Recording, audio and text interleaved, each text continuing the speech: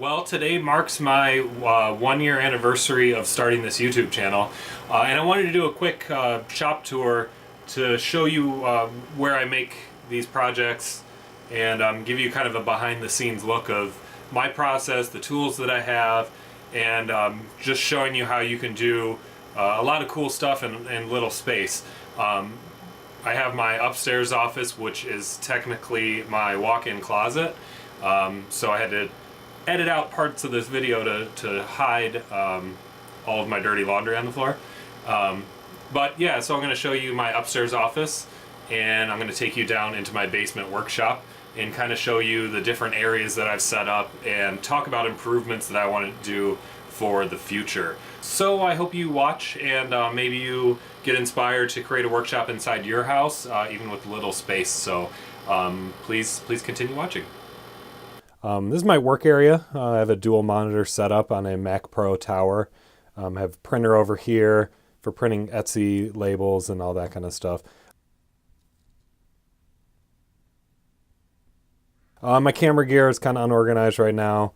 And then up top I have vinyl supplies for my vinyl plotter and filament for my 3D printer. And here's my vinyl plotter, which is a KNK Zing. And then I also have a Lulzbot Mini for my 3D printer. This is the area where I do all my weeding and getting stuff ready for shipping and all that. It looks terrible right now because of how busy I've been. So hopefully cleaning that up. And then you can see in the background my broken 3D printer. So now just quickly showing you the steps of going from my upstairs office down to my workshop downstairs. So here we have my main workshop area. This is a Delta bandsaw that I was given by a local bar patron, wanted me to have it.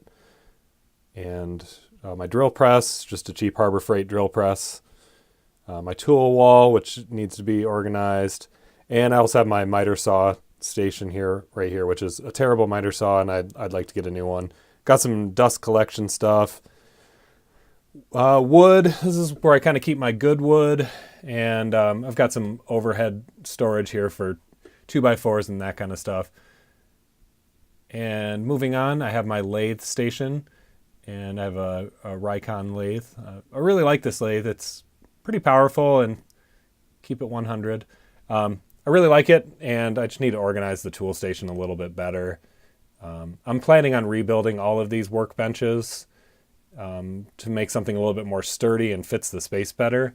And I don't really have a lot of work surface, so I have my table saw here. Just put a piece of wood on top to use as an extra work surface that I can kind of roll around and do some work on. So you can see how I have that just sitting on top of the table saw. And I have some more hand tools for chisels, files, glues, finishing supplies, that kind of stuff hanging right here. And then as we go further back, we have I got a MIG welder. Never welded before. I'm kind of learning as I go along. Hopefully I'll put some videos out on that with some fun projects I have in the works. My X-Carve, which I'm building a little shelter for it.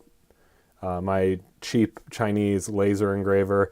And I have this cheap Windows tablet that I run both of them off of, and just it seems to work better than me hauling my MacBook Pro down here, and since it's a tablet, there's no fan really to collect dust into. So this has been working pretty well for me. And then I have some stock below for laser cutting things and some wood for other projects. And now I have my paint station, which I'm trying to kind of figure out what to do with. I've got more paint than I know what to do with. I have all my acrylics and spray paints and all that. So I hung a tool wall behind there, pegboard, and I would like to organize that a little better. Now moving on, I have all of my screens for screen printing. This is about probably 12 years worth of screens that I don't really even use anymore, and I probably should reclaim them. But there's some cool prints in here that I really like that I may revisit and print them again.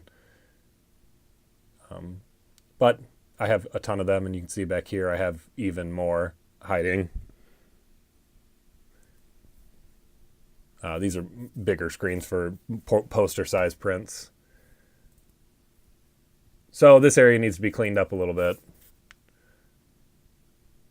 And I did recently took my darkroom and kind of tore it apart a little bit because we don't use it that often, and made this built-in tool storage wall. So I have kind of my more used tools on the top, and then it's really messy right now because I'm still trying to find a good way to organize it. But I have the majority of all my tools here. I have these Harbor Freight storage bins that I really like. I have them assigned to each different kind of task. So I have ones for fasteners and gluing and screws, and then I also have ones for leather work and leather hardware. So now if we move into what used to be my darkroom, I've kind of split it in half to be part darkroom, and then I'm also doing all of my leather work in here now, rather than having it up in my home office and keep running up and down stairs for things. So now I have a small part of my darkroom still here with all my chemicals and everything, but then I also have my leather working supplies as well, and a good work surface to make all that stuff on. So there needs to be some more organization here, but I just did this in the last 2 weeks, so it's pretty messy, and hopefully I can have this a little cleaner for the future. And now we are back to square one.